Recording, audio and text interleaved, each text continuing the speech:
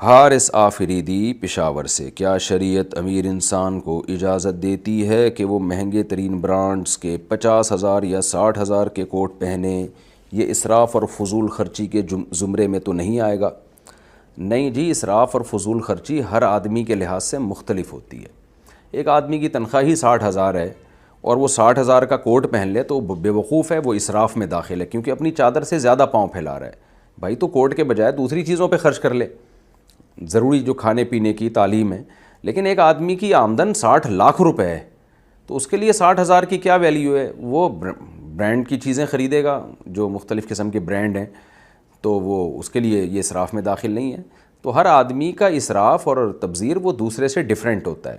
مالداروں کا مالداروں کے حساب سے ہوتا ہے۔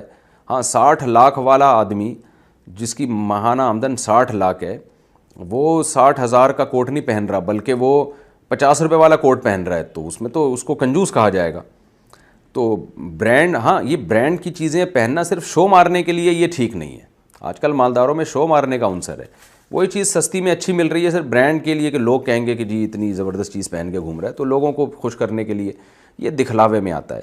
لیکن اگر سہولت کے لیے اور تاکہ میں دیکھنے میں اچھا لگوں، ایک زینت پیدا ہو، برانڈ کی کوالٹی ایسی ہے کہ وہ بڑی اٹریکٹیو ہے، دیکھنے میں اچھا لگتا ہے انسان، پھر ٹھیک ہے۔ مالدار کو اللہ نے پیسہ دیا اس لیے کہ وہ دنیا کی نعمتوں سے فائدہ اٹھائے، غریب کو اللہ نے کہا ہے کہ صبر کرے، اور آخرت میں دونوں کا، یہ دنیا میں دونوں کا امتحان ہے۔ کسی کو اللہ دے کے آزماتا ہے، کسی سے اللہ لے کے آزماتا ہے۔ اب غریب کہہ سکتا ہے اللہ مجھے بھی دے کے ہی آزما لیتا تو اچھا نہیں تھا، تو بھائی شکر کرو اللہ نے آپ کو نہیں دیا۔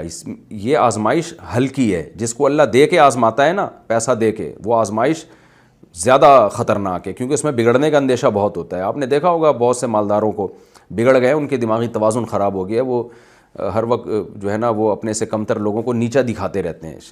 قارون بگڑ گیا تھا جب پیسہ آیا، فرعون کے پاس پیسہ دولت آئی، وہ بگڑ گیا۔ تو دولت آنے کے بعد سدھرے ہوئے لوگ آپ کو بہت کم ملیں گے، بگڑے ہوئے بہت زیادہ ملیں گے۔ تو غریب کو چاہیے پیسہ کمانے کی کوشش کرے، پھر بھی نہیں ملتا اس کو پیسہ تو اللہ کی تقدیر پہ راضی رہے اور صبر کرے، کیونکہ اللہ نے صابرین کے لیے بھی جنت رکھی ہے اور شاکرین کے لیے بھی جنت رکھی ہے۔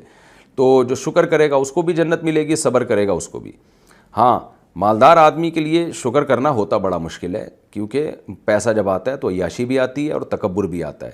تو شکر کی توفیق بہت اوپر سے کہہ دیتے ہیں اللہ کا شکر ہے، لیکن اسٹائل اور ان کی جو حرکتیں ہیں نا، وہ بتا رہی ہوتی ہیں کہ اس کی کھوپڑی اوپر سے آؤٹ ہو گئی ہے اور اتنی خراب ہو گئی ہے کھوپڑی کہ اب یہ ریپیئر نہیں ہو سکتا، اس بندے کو اب کھول کے دوبارہ جوڑنا پڑے گا۔ اچھا بھائی،